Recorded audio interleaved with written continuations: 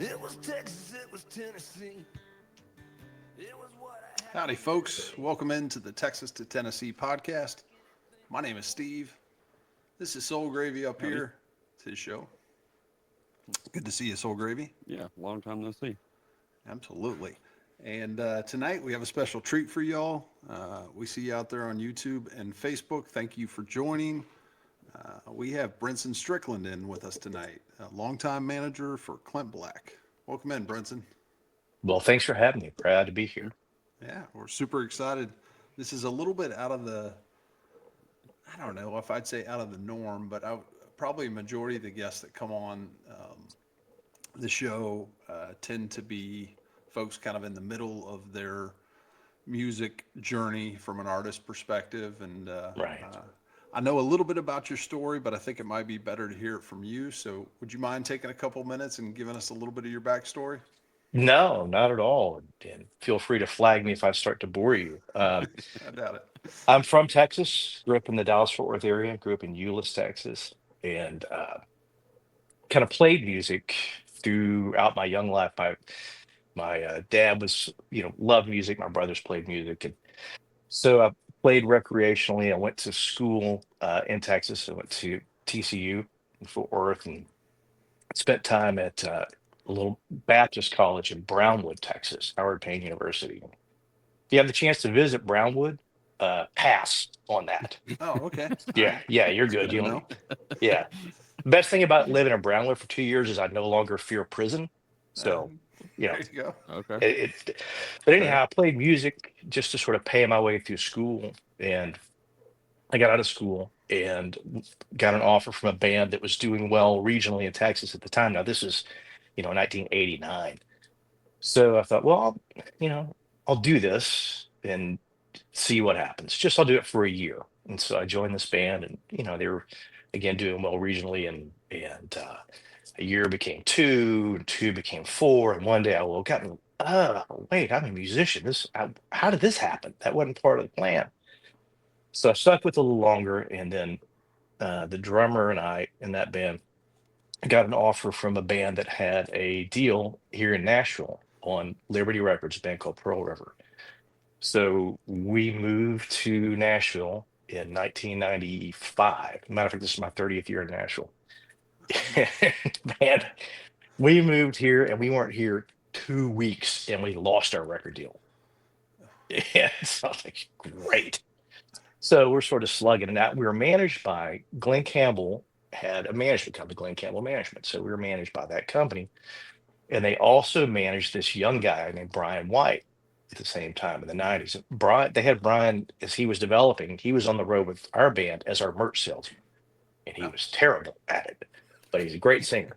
So just as we lost our deal, he got his deal. So we became his band.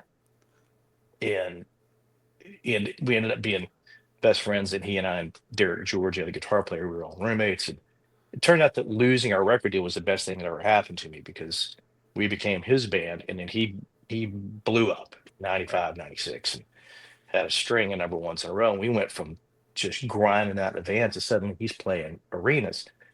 And I discovered that when you are a sideman for an arena act at that level, you work exactly 75 minutes a day.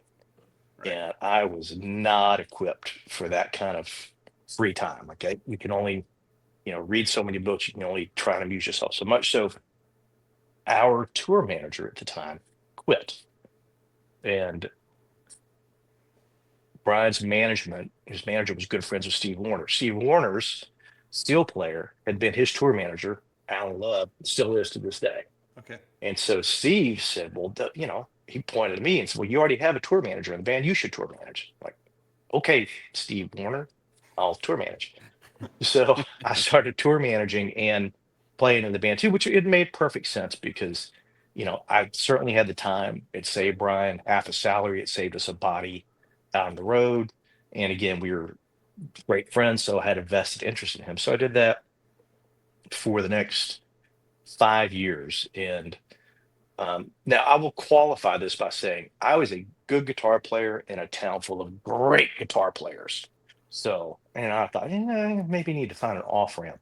And But I had this epiphany. It was in New Year's Eve, 1999. We were co-headlining with Leanne Rhymes, and we were playing the Target Center in Minneapolis, which is the arena Oh yeah. there. Yeah. And the promoter on that show was a bad guy, and I knew he was cheating. I knew there were unmanifested seats in the building, and I had to do the settlement that night. So during the show, I was on stage, and I found myself counting seats because you have a good vantage point from being on Right. stage. You can see all the seats. And, it was probably only a few seconds, but there was a few seconds where I was not paying attention to the show. She played the same 15 songs every night, you know what I Right. mean? And I was counting seats, and right then I thought, maybe it's time for me to not play. Like maybe somebody who's one better than I am at this, and somebody also who loves this more should have this spot. And so we started kind of going down that road, and the next year, Brian wanted to get off the road for a while. He hit it hard and fast, and I don't know if you know much about Bryan White, but he had a series of hits, and a lot of them are very pop leaning. They're great songs, but Brian's really a country guy, and so he was sort of steered that way, Right. and so he just needed a break. And my wife, we just had our first daughter, and so I was ready to get off the road too. So there was a guy in Nashville named Jimmy Gilmer who was older. He had run EMI Productions here, and I knew him socially. We played golf and smoked cigars and drank beer together, stuff, and I was off. And just a great guy. Well, he'd started a management company, and he had just signed Brad Paisley out of Belmont. And Jimmy knew everything about the publishing deals and the record deals and all that. And I didn't know that much about that stuff. And I knew all the stuff about being on the road, and he didn't know much about that. So we partnered. And so that's how I sort of ended up in management with him. And we managed Brad and Josh Turner and others. And it was great. He was a great guy, also a Texas guy from Amarillo. Okay. He Yeah. just recently passed away. Oh, And right. so from there, that was for years. And then I moved over and went into business with a guy named Doc McGhee, who Doc's one of the greatest rock and roll managers of all time. He's managed Kiss for 25 years. And in the all the hair bands, those were all him. Skid Okay. Row and Motley Crue, and you name it. He had Bon Jovi, and he had all of them. But he wanted to start a management company here in Nashville, and he knew that Nashville's the kind of place where you can't just show up and go, "Hey, I'm Doc McGhee. I'm here from LA." Like people, Right. it doesn't really work like that here. So he knew he needed to have sort of a Nashville person. So we partnered up, and at the time I had another company, which I still have, that we produce corporate and private events, and I didn't really know how to put the deal together with Doc because I wasn't going to give him part of our company. He wasn't going to give me part of Kiss. And Right. he said, "Well, how about this? How about we just move in together in an office space and sign some acts together and see what happens?" Uh, that's pretty smart. Never, Yeah. never thought about it that way. So we did. And so we were together for years. And we, at the time, had Hootie and the Blowfish, and then took Darius solo. And, um, we had Jody Messina and Chris Cagle and a bunch of other acts and some rock and roll acts at the same time. I did that for years, and then I promise I'm almost at the end of the story. No, In take about your time. 2015, I got an offer from. Uh, the problem with that is it was McGhee Entertainment, and it was great, and he's the best partner in the world. But my last name was never going to be McGhee, Right. right? So when you're sort of under somebody like that, or you work with somebody like that, you're always the guy that, like, "Oh, you work for Doc." And Right. you go, "Well, no, we're partners." But okay, whatever. Yeah. So I got an offer from a company based out of LA called Collective Music Group, that the founding partner in that was a guy named Michael Green, who had been with a management company in the 90s called The Firm. And they're out of Chicago, and they had the Backstreet Boys and all Yep. those big, huge boy Big bands. pop Great acts. Yeah. manager, by the way. He made a bunch of money, retired, came back into the business, started Collective Music Group, and they had a rock and roll division. They had Linkin Park and a bunch of bands like that, but they also had a big digital division. And again, this is in 2015, 2016, when the digital side of our business is really coming into play, and they managed a bunch of multi-channel platforms. So he wanted to start a Nashville uh, office. So I did a deal with him, partnered with him, and came over and our Nashville office. I brought Clint with me, and it was Clint, Sarah Evans, Corey Smith, Evan McCain, Oh, the other acts like that. Um, and so they had the big LA division. Here we are in Nashville. And the way it works is in management companies or agencies, it's always, hey, we're in LA, we're in New York, and Nashville. There's going to be all this synergy, and we're going to do these things together. doesn't That's always never the work. Yeah. truth. Because it's just you guys know country music. We're in a different business than the rest of those guys are. Yep. It's still the music business, it's still show business, but it's just a different set of qualifiers and a different set of rules that we play by. And so, no malintent, it never works that way. So Michael sells the digital part of the company to a German company called ProSieben for $100 million. Nope. So I called Michael and said, I'm going to guess you've just lost your taste for personal management, because I know I would have if I just sold something for 100 million Yeah, bucks. that'd be tough. Yeah, so it's hard to get motivated, to worry about somebody's ride or not getting filled. So we made a deal, bought him out, and just changed the company name from Collective Music Group to Collective Artist Management, and that's where we are today. Okay. Mhm. Lots of material there, Soul Gravy, to touch on. So, Mm. yeah, thanks for sharing that. I felt like I kind of understood it, but I didn't have all the Well, thanks for not nodding specific off in the middle. details. No, that's great. Well, Brinson, this is the part of the show where I get a quiz Soul Gravy on famous folks from your hometown. Mm. Oh, I can't wait to hear this. Yep. So lots of research went in over the last week. And Soul Gravy didn't have a great showing, to be honest, in the first show Yeah. today. Yeah. We did one at No. 6 o'clock. It was kind Mhm. of a rough go. So It usually is. I yeah, smell well, redemption. yeah, I smell a little redemption as Okay. well. So All right. Here we go. Euless, Texas, is part of the Dallas-Fort Worth Metroplex, just as kind of a point of reference. Okay. Ironically, Euless is named after Alicia Adam Euless. It's Euless. She's a native of Tennessee. I did not know that. Yeah, Okay. there we go. Walked away with something today. All Oh right. man. So, first off, Soul Gravy, I'm going to divide it into sections. Okay. So, once you figure out the trivia pie. first one, you'll be able to maybe get a hint on the next one. So, first one is a gentleman by the name of Miles Turner. Um, if I'm thinking of the correct one. He is currently playing for the Indiana Pacers in the championship. He is. He is. Shout Okay. out to Miles And Turner. the NBA player. All One right. for, Bravo. one for one Okay. on a hot streak. All right. Gary Hart. I'm not sure if I'm familiar with Gary Hart. I know a Josh Hart, but Okay. yeah. Well, it's not. Presidential candidate Gary Hart? No, he's actually, Oh, believe it or not, from Northeast Kansas. okay. Gary Hart, this is the wrestler from the WCW. The Hart Foundation. Hart Foundation. Yeah. What? So Did that was not know I that. didn't know. I didn't know that was his actual name. Yeah, his actual name is Gary. So Okay. shout out. Well, we'll give you a 2 for 2 on that. Did he have a stage pretty name close. too? I don't. I think it was. I don't know. Okay. That's. I didn't get that deep. Maybe I should have. But I'm the one that asked the question. yeah. Let's remember how this works, Soul Gravy. Fair enough. Fair enough. I'll All stay right. over here. This one, a little bit tougher, but in the same vein. Okay. Mike Babb, Baab. Yeah, I don't.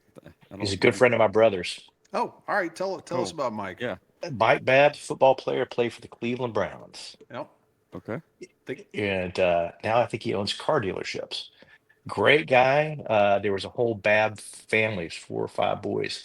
But yeah, he was one of my older brother's best friends. They went to school together from elementary school on up. Very good. Small world. Steve, you went deep. Well, that's what we do here. Mike, I think Mike played at UT, if I remember right. I think he was a linebacker. He Does that sound right? he was a he was a tackle, or he was an Oh, offensive tackle. I cannot remember, but I think he did go to UT though. I think you're okay. right. All right. Well, we'll get 50% on that. All right, Soul Gravy. On to the next section. Okay. Slightly more difficult. Hmm. Adam Rourke. Not Um, originally from Euless, but did live there for quite a while. Little known fact, it's Lance Rourke's brother. It's not Lance Rourke's Oh, brother, damn. but that's a great guess. Okay. Mike Rourke, just to make sure I get this correct, I want to look it up. He was a famous actor. Was in. He actually was Officer Garrison in Star Trek. Shout out to Okay. shout out to Adam. He also was in The Stuntman with Peter O'Toole. So that was a Oh little bit wow. before your time, Soul Gravy.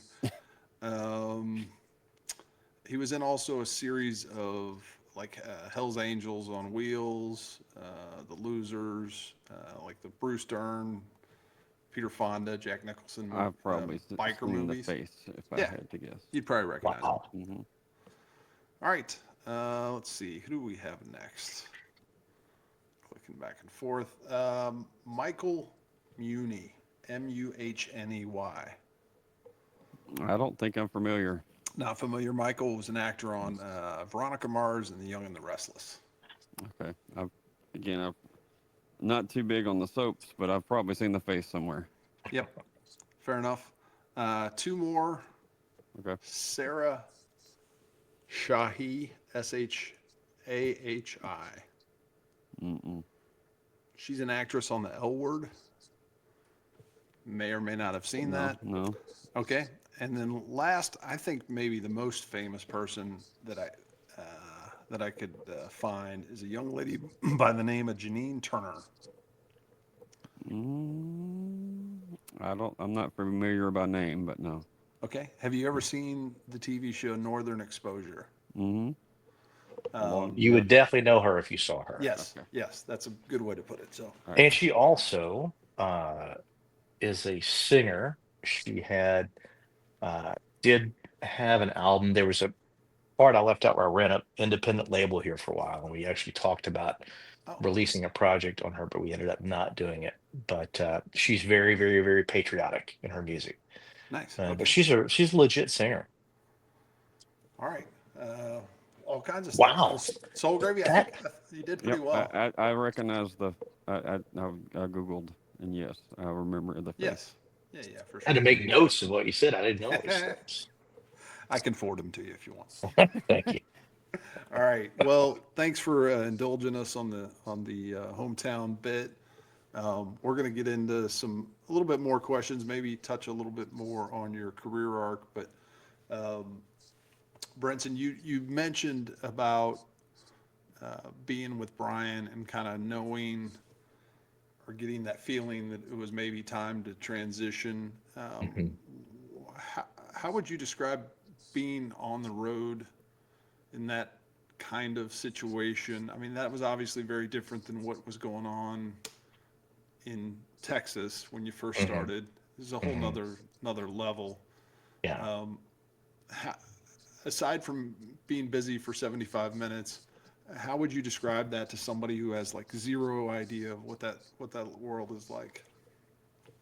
Um, I mean, listen, parts of it are absolutely fantastic, and I had grounded out playing clubs for no money and staying in the shittiest hotels in the world, and playing 5 1-hour sets a night with 10-minute breaks, 7 nights a week to make $250 a week. So I had done all that for years. So getting in that spot with Brian and being adjacent to his fame, not famous, but adjacent to his Right. fame, getting to ride alongside him. Because the great thing about Brian was he's still one of my best friends. Uh, he's one of the best musicians I've ever been around ever in my life.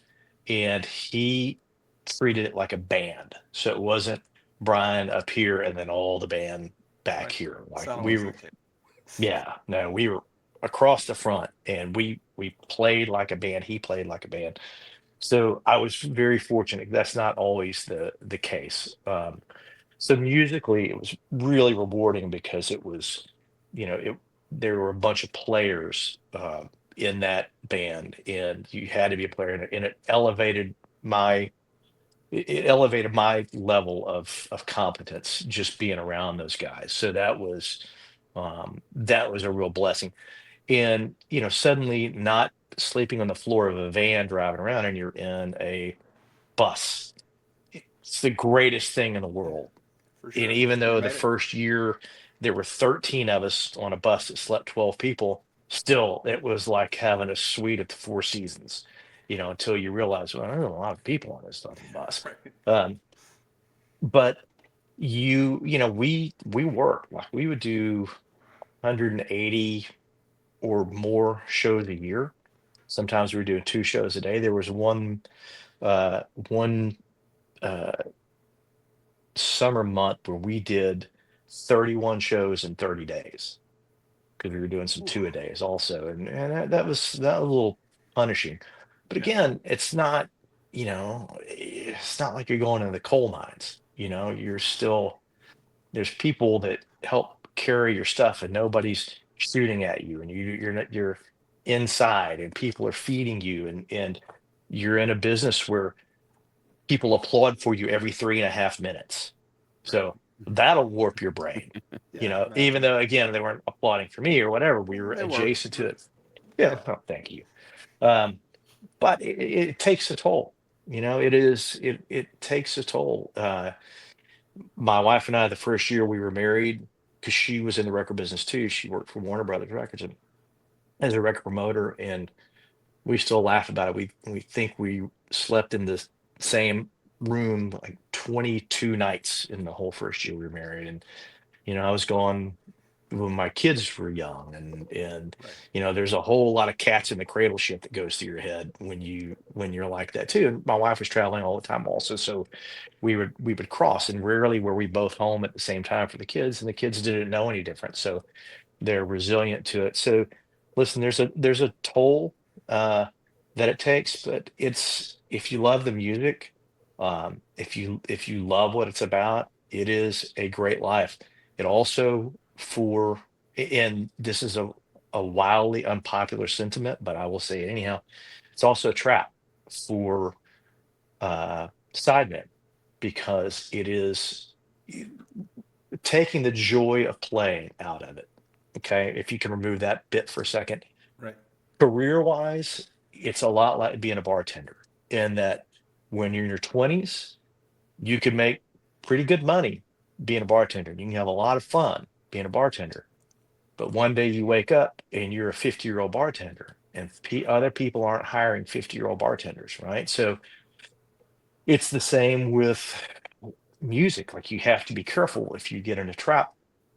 If you're a sideman and you're fortunate enough to have one steady gig for a long time, as you get older, it's harder to find gigs if you have to. And I mean, you guys know there's no health insurance, there's no 401k, there's no security. So you have to think about all those kind of things. And advise younger musicians, like, if your name's not on the ticket, when you hit 30, start thinking about what your next step is. And I'm not saying leave the business, but that's when you got to have a plan. You might want to leverage it though. Yeah, yeah. Hey, Yeah. listen, you have a knowledge base, you can help people, do that. Yep. But don't. There are some that survive as sidemen and thrive, and you know forever.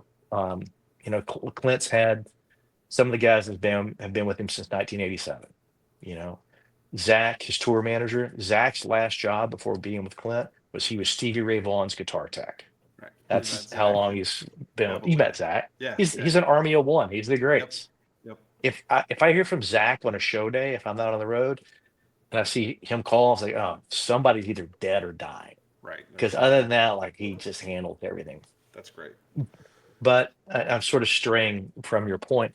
Yeah. But listen, especially as a younger guy and being fortunate enough to fall into something at that level, it was a great time and a great experience and a great musical experience and so rewarding, and the friendships that you make being in the business. And a lot of times people, when you travel as a musician and you're gone all the time, you don't take time to make friends outside of your touring family, because that is your family.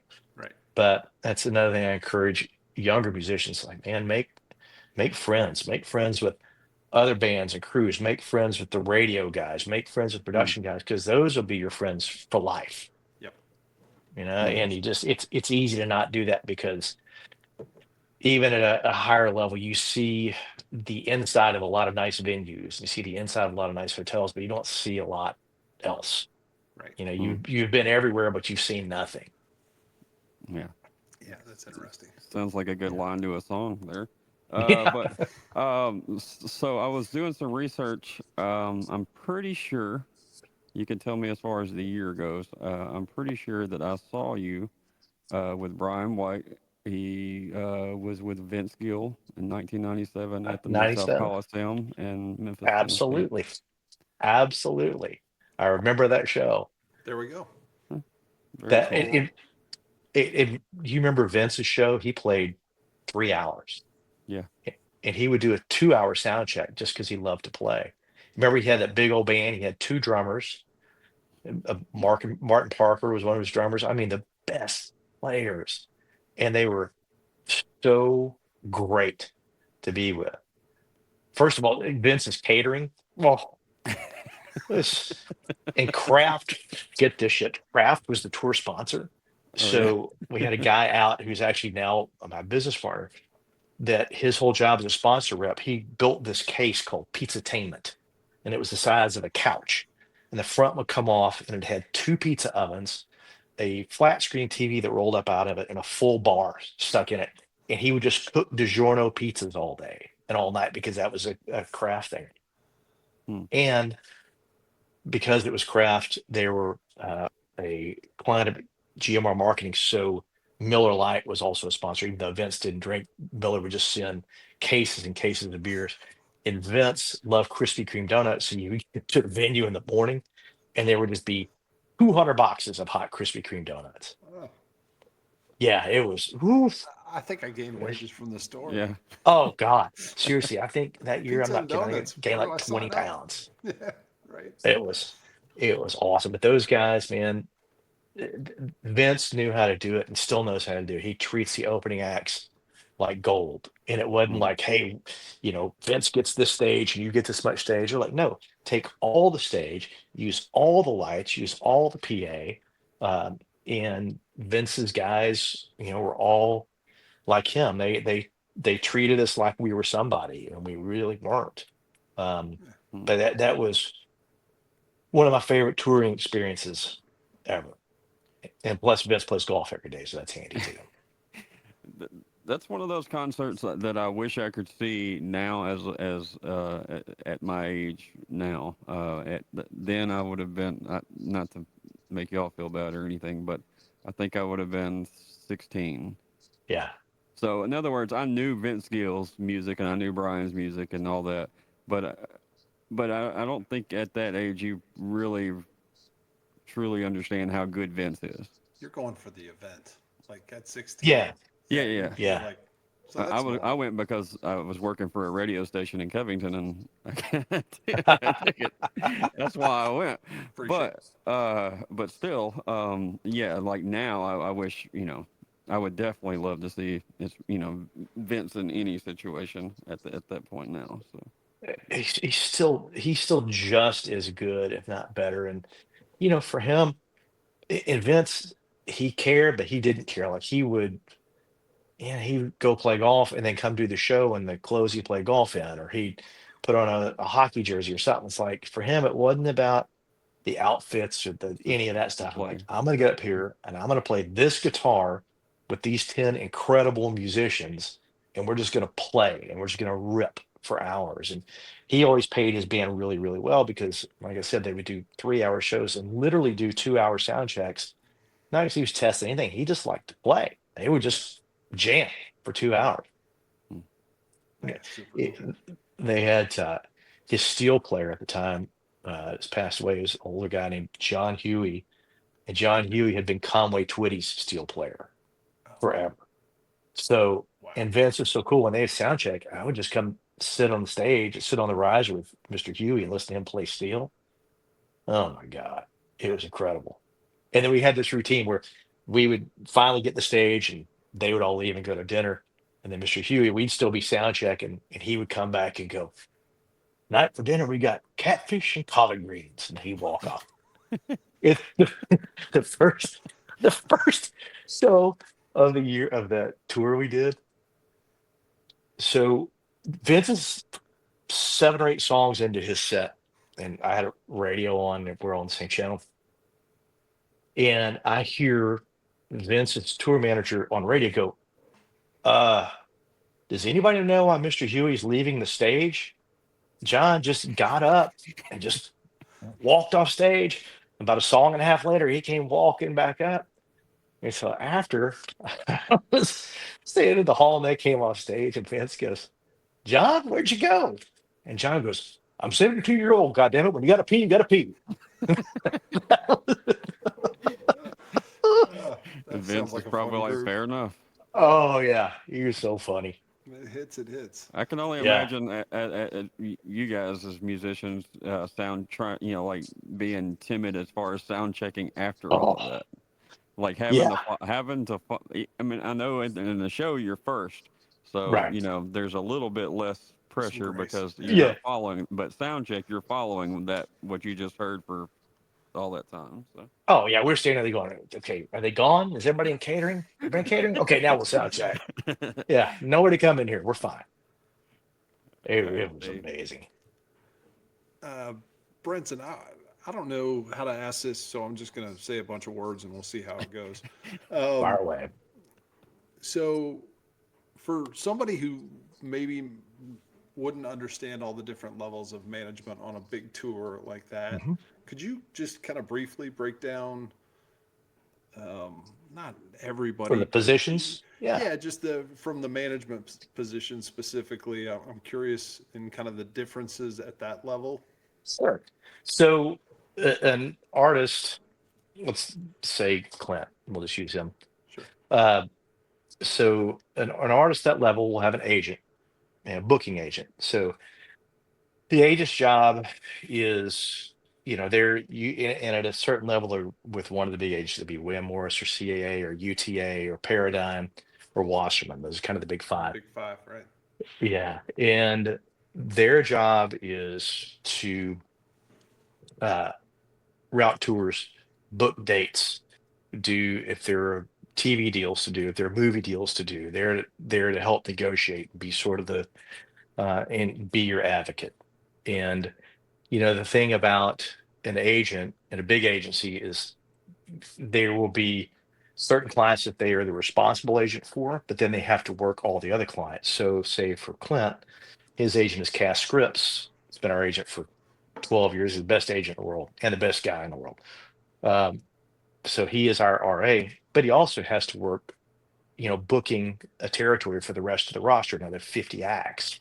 Gotcha. So there you have the agent, then you have the manager, which is me. So as personal manager, manager's job is look at the artist as one entity, and the artist is the creative side and the manager is the business side. So the artist is, the way I look at it is, uh, the manager is the president and CEO of the company.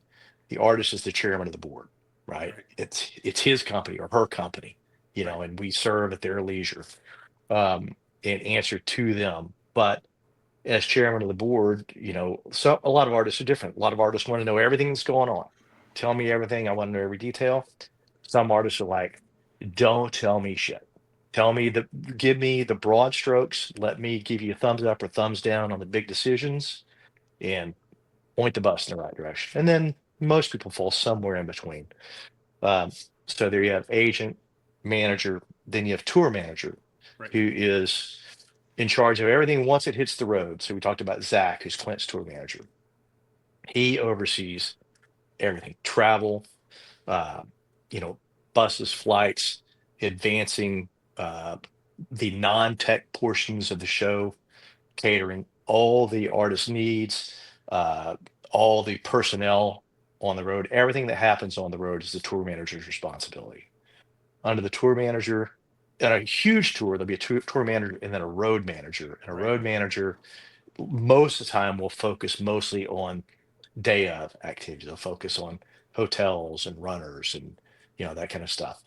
Um, then you have production manager, who is all things tech. Production manager is in charge of, I always say tour manager is people, production manager is things. And everything that's a thing, the production manager has to do. When you get to a show site and you see production in the air, even if it came from an outside company, the production manager is overseeing that.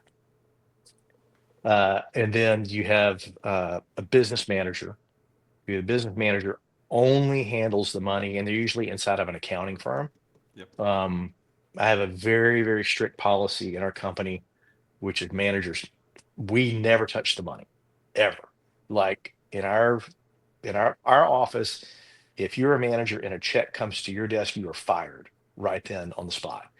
Just because not that there's just too many ways that it can appear to be Go wrong. inappropriate. Yep. There are too many city dirty people over the years. You don't have that as much anymore. It's not quite the dirty business you used to, but there's still some people um, who are unethical, and optics are a big thing.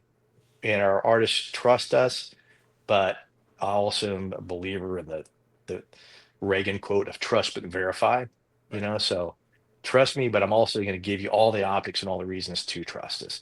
So business manager, again, they work on either a percentage like a 2 or maybe 3%, or some work just like an attorney hourly. Like if they're processing payroll, they'll do all the money coming in, they do the taxes, they do a payroll, all that kind of stuff. They make no managerial decisions. They are strictly, here's your money, and it's a complete separate entity from what we do. Is Um, if you don't mind me asking, no. um, was the policy in place because of things that you had seen or experienced previously, or was that something that kind of Yes. always been the case? Uh, because of stories I had heard, and because no one I had worked with directly had ever been like that. Like, Brian's managers, Glenn Campbell Management, and those guys, and Jimmy Gilmer and Doc, all so strict and above board. Um, but a lot of times musicians can get ripped off, and um, especially when they hit fast and early, because they're so busy that it was. Let me name drop. I think it was Merle Haggard told Clint. He said, "You have to watch your money, because by the time you realize they stole 1 million, it'll take you 2 million to get it back." Um, and Clint had a really bad manager experience right out of the gate, and there was a lot of that in it. But there's so many guys that have been just robbed blind early Right. on. And again, now, since most things have a digital footprint, it's a little more difficult than it was back in the day. But at heart, I'm a artist advocate. I'm a player's coach. I want what's best for them, and I want the deals to always be fair for them, especially between me and the artist. I truly believe that whatever you're doing, a deal is not a good deal unless it's a good deal for everybody involved. Um, so that carries through to our artists that we're with, and being protective of them. But just as a whole, you know, everybody deserves to make the money they earn. Makes sense. How often do you have to be the, I don't know, maybe, Pallbearer. or the bad, yeah, the bad guy? I assume that pops up from time to time. Yeah, that's inherent in the job, and um, it's funny. It's a joke with managers that whenever you sign a new act, there's always somebody you have to take out behind the barn and shoot. Like Right. everything's great. You're signing, and you go, okay, now our deal's done. Now tell me the dirty, shitty thing I know I have to do. What is it? There's always something. Right. Um, but Otherwise, they wouldn't have come to you in the first place. Or, well, maybe not, but that's probably yeah, part of it. Yeah. but we try and listen. As Pollyanna as this sounds, we try and do it with good nature and good humor. I mean, unless somebody's a really bad guy or a really bad person and they've done something really terrible, most of the time, whatever those bad news things is we have to do, it's a call going,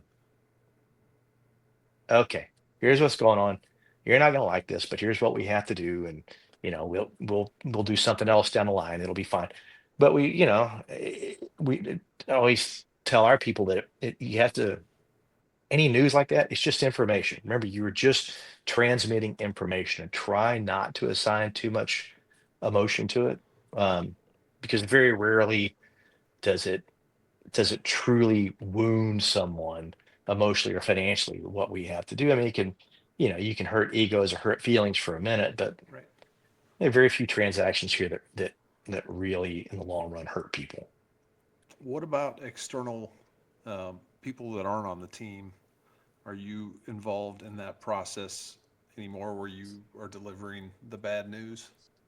Meaning Yeah. external customers and I don't know, it could be pet Yeah, food or just whatever. as an overall representative, I mean, you try and always be the shield for your artist or your client or whoever it is, and and selfishly, because I want their brain space to be clean and happy to go be creative.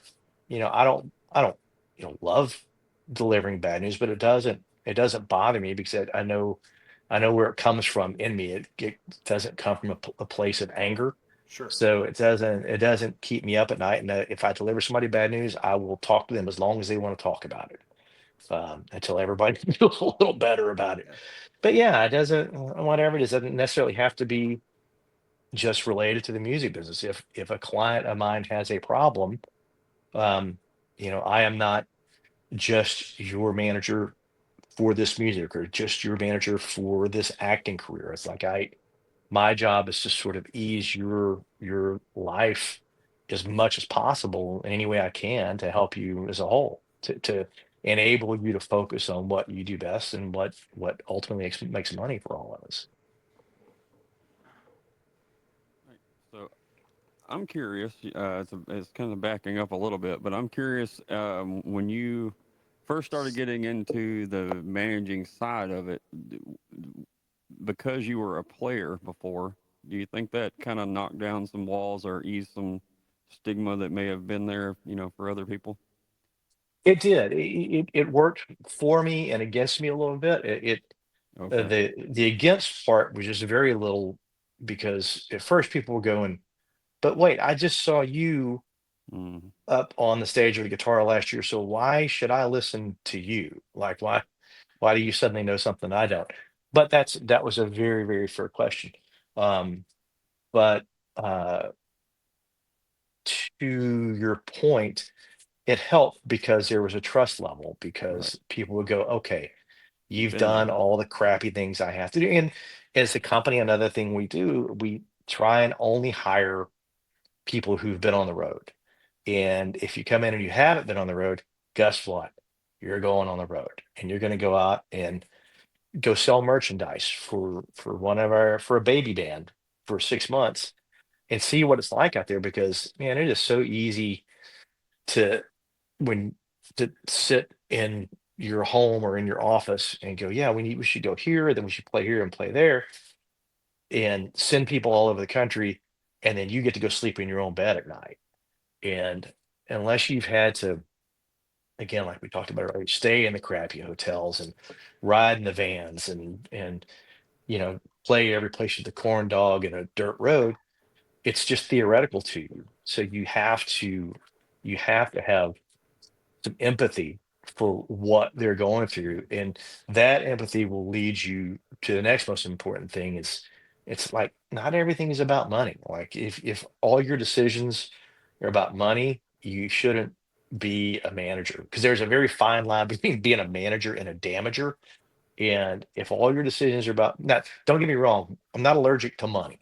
But if all your decisions are based on, hey, this is for the most money, then man, you're not doing right by your client at all. Well, what I'm hearing is exactly what I mean. By trade, I work in electrical and heating and air for a small business in Memphis, and if someone does not do a quality, not just the job itself, but just in the way they handle the whole situation, it doesn't take long for word to get around what kind Right. of company you are, and I imagine in your situation it would be the same thing.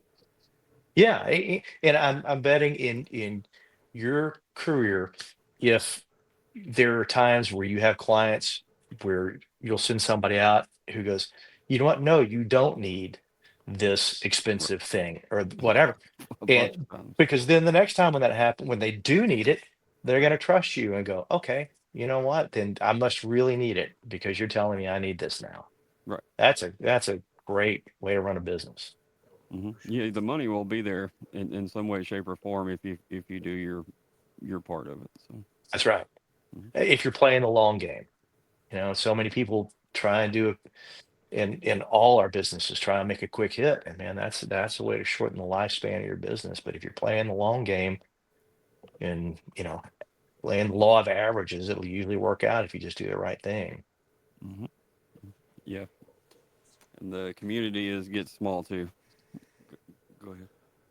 Yeah. Um, Brinson, we spent all this time and not really talked much about Clint, but I do want to talk a little bit about talking in circles because I know you were or from what I understand, you were the producer of that show. Yeah, it's one of three, Clint and I, Okay. and then uh, Dominic, who is also our director. Well, just as a point of reference, I was just looking through, and I hadn't seen all the episodes, but I had seen enough That's of good, either them. way. Okay, all right. Well, that makes me feel a little better. But the the lineup, it's funny, some of the folks that you brought up, but I mean, it's Travis and Darius and Sarah Evans and Steve Warner and obviously Vince and Brad Paisley and Terry Bradshaw. I mean, like John Hyatt, Tommy Shaw. Like, what an incredible, like, I'm very proud of the folks that we get in on the show, but I look at that and be like, no, maybe we shouldn't be doing this. You absolutely should be doing this. You're absolutely doing the right thing. Well, amazing. Um, what a what a ridiculous list of folks. It I wouldn't was even know where it to start with was that.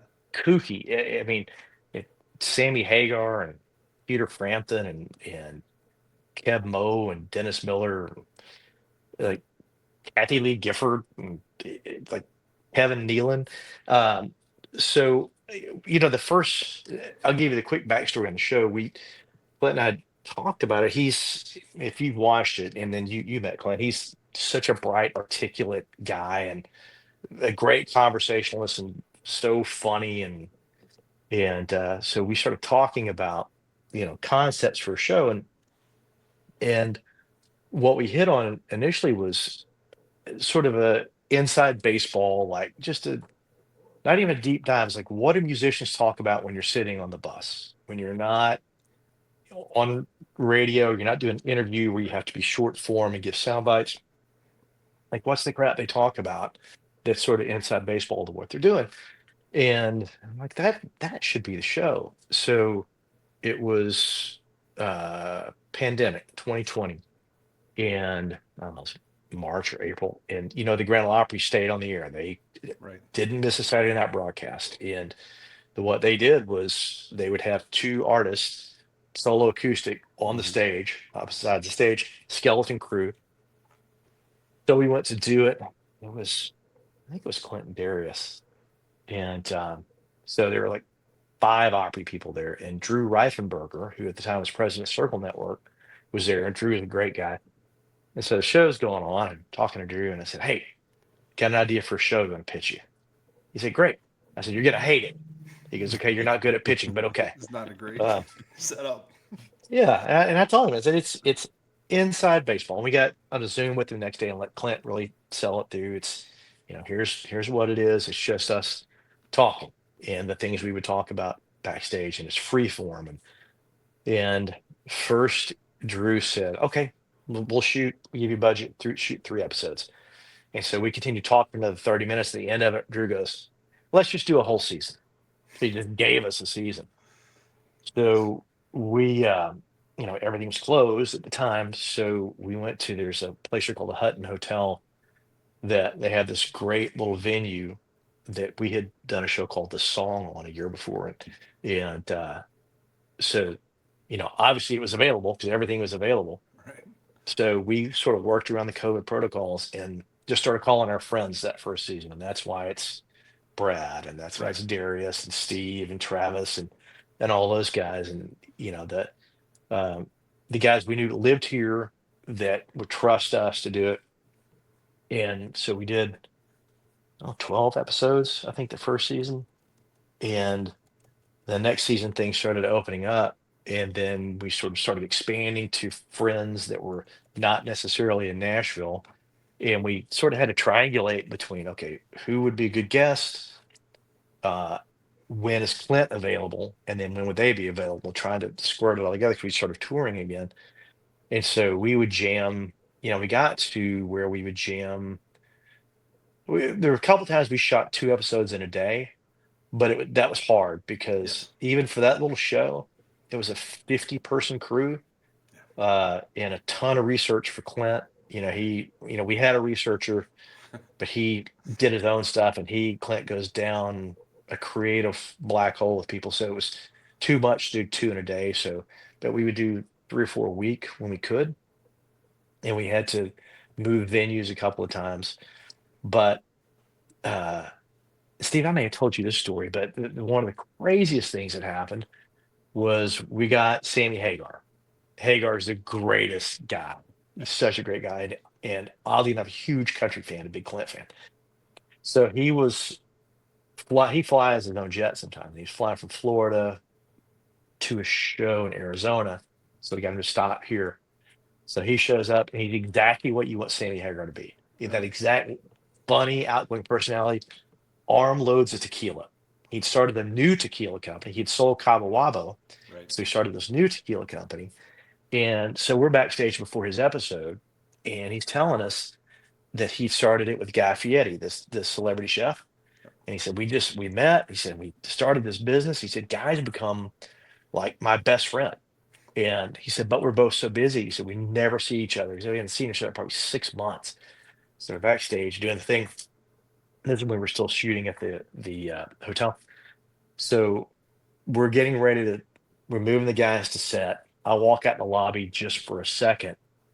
And I'm standing in the lobby, and I'll be damned, Guy Fieri walks in the lobby. He's checking in the hotel.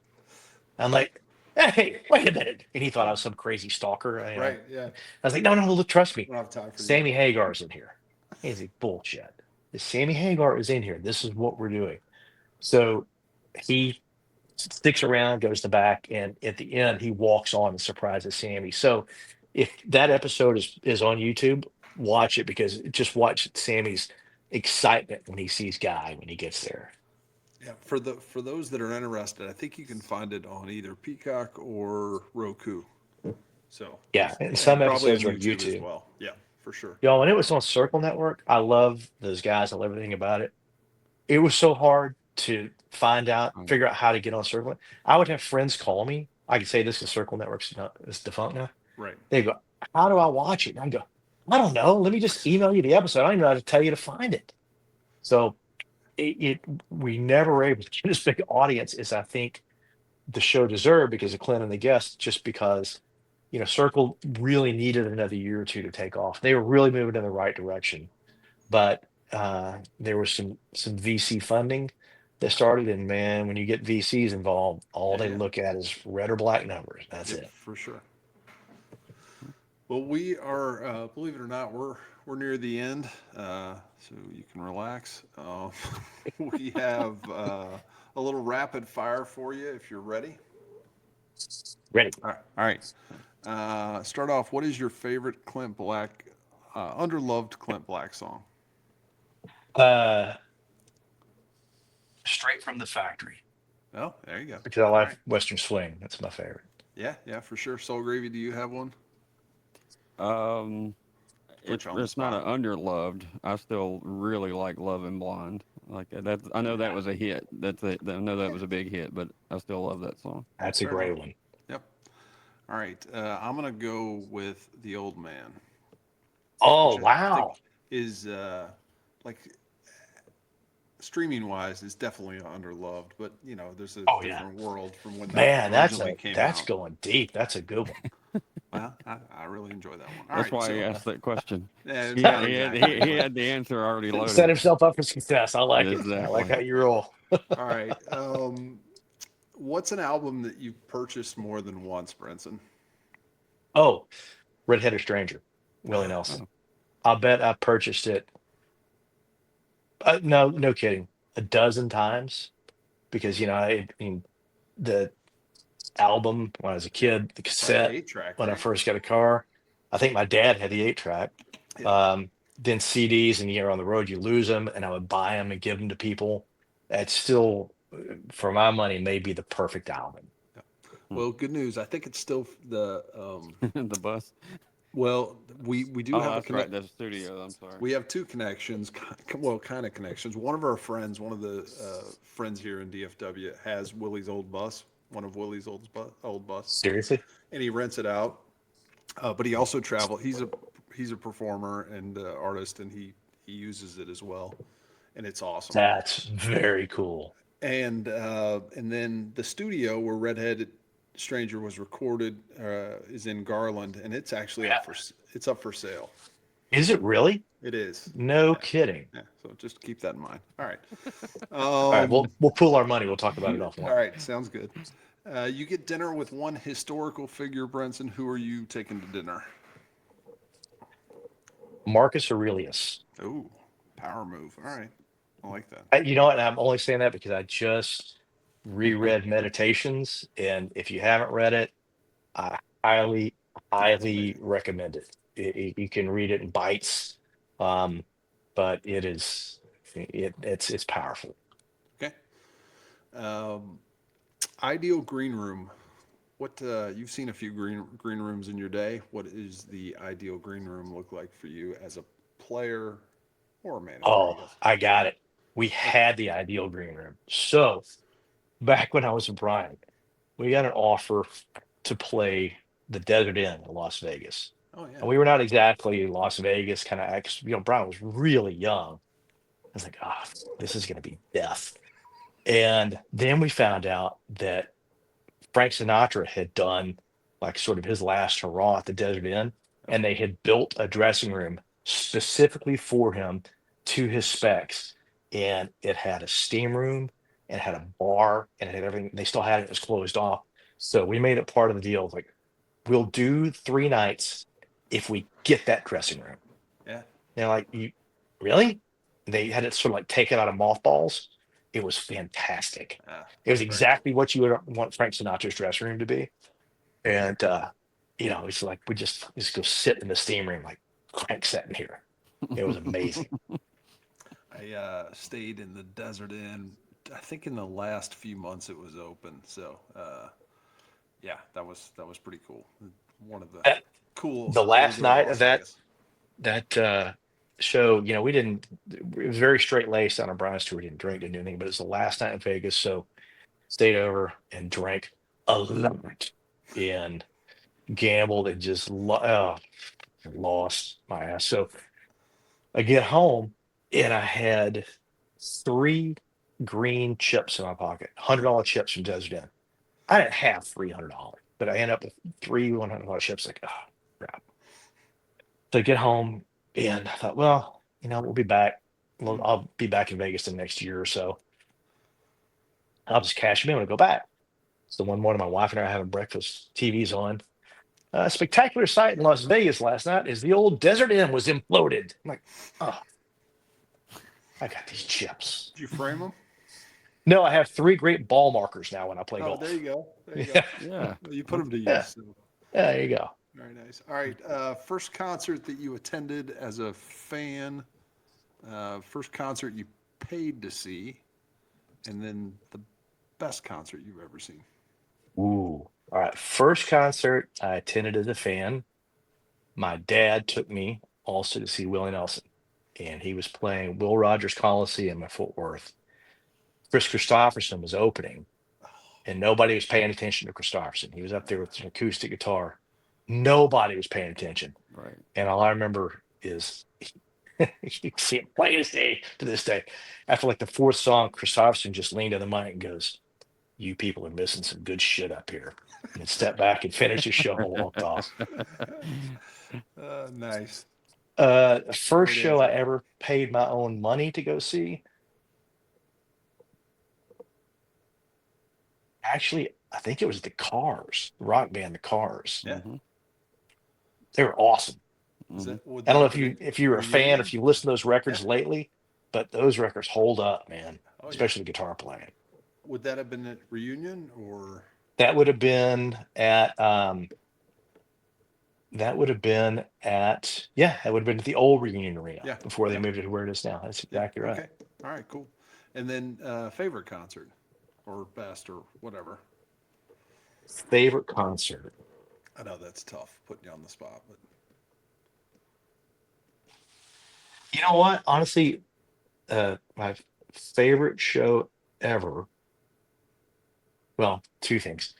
The first time I ever saw Gary Stewart in a little club in San Angelo, Texas. I mean, Gary Stewart's the greatest honky tonk. Gary Stewart's 100%. greatest hits is the best honky tonk album ever recorded. Come fight me on that one. But also, my dad took me when I was young to this little place to see BB King, and I got to see him in a room with like 150 people, and BB broke a string while he was playing, and the guitar tech and extra guitar, so they go into the song where he talks while the song's going on, Right. and there's a B string, pull it out, threw it on the ground. He changed his own string while he was during the show. And after the show was over, I walked down front and I got that string. And I'm Oh, not like a collector guy, but I got that string and I kept it. And somehow in my adult life, I lost that string. Yeah, it'll turn back up. It'll turn back I would up. love that. Yeah. But yeah, I think that was probably, time and place, right? Set and setting. Mhm. Like I was there with my dad in this place and there's BB King and it can never be recreated. I imagine you played some pretty amazing venues, but what was one venue that you maybe didn't get to play that you kind of wish that you had? Radio City Music Hall.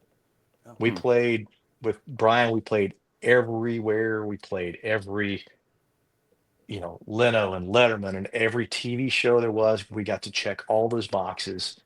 But there was just something, and there was a point in time where we were going to play Radio City with Leanne Rhymes, and we ended up not doing it. And for some reason, that because there's so many great venues, the Hollywood Bowl and the Greek Theater, and all these great amphitheaters, but there's just something, obviously historic about Radio City, and I would Sure. like to be able to do that. Yeah. All right.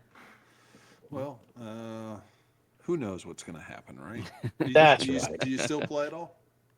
My son, he's 21. He's a really good player, and Oh, nice. every now and then, with him, if he's stuck on something or whatever, but not really. I mean, I have him sitting around. I still love him, but it just never occurs to me to pick him up. Clint is really big about putting a guitar in my hand always. If I'm on his bus or whatever, and he's playing a guitar, he'll always stop and hand it to me because he just doesn't understand why someone would play and then stop playing. Like his brain doesn't work that way.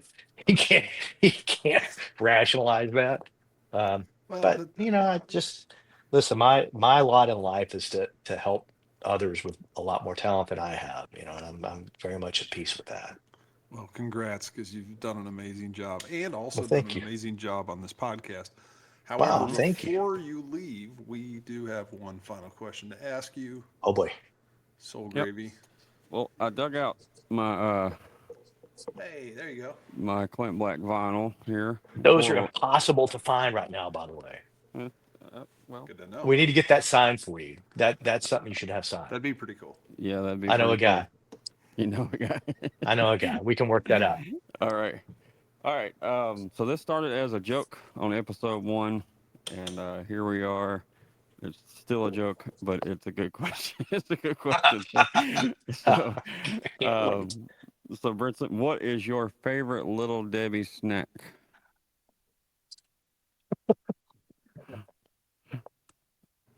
Oh, that's awesome. So much pressure. I Oh know. no, there's an obvious answer. Come Okay, on. okay. It's the chocolate cupcakes with the swirl on top and the cream Oh, filling in the middle. Come on. The Swiss rolls. I No, don't it's know. like I it think looks he's like an talking actual about. cup. Or is that not a little Debbie? Oh, I that's a think that's Hostess, I Hostess. think. It's Man, all right. thought I had It's all the right. answer. No, you're Um, in the ballpark. I tell you what, little Debbie did make uh, Uh, the honey bun. You ever had a little Oh Debbie yeah, honey oh yeah. bun? yeah, they're Mm-hmm. great. It's You like a perfect breakfast food. My dad was he passed away, but he was like this super healthy athlete, fit, didn't drink, didn't smoke, ate everything great, except I can still remember seeing him freaking house a honey bun and a Pepsi at breakfast. What are you doing? breakfast of champions. Yeah. Yeah, Oh yeah. yeah. Yeah, well, What a great question. great answer. We didn't get to bring up Adam Hood until right now. He also Oh, is a honey bun we fan, have so shout out we to have you. to we had to Yep. bring him up Got a before boy, we get Adam. out of here. Yep. Way to go, Adam. All right, Brinson, thanks so much for taking time to hang out with us, and This was we time well spent. I really appreciate you guys having me on. I Mm, really enjoyed getting to talk to you. yeah, we yeah, had a blast. I learned a ton too, so shout yeah. out to you. All right, Thanks for we'll have tolerating me.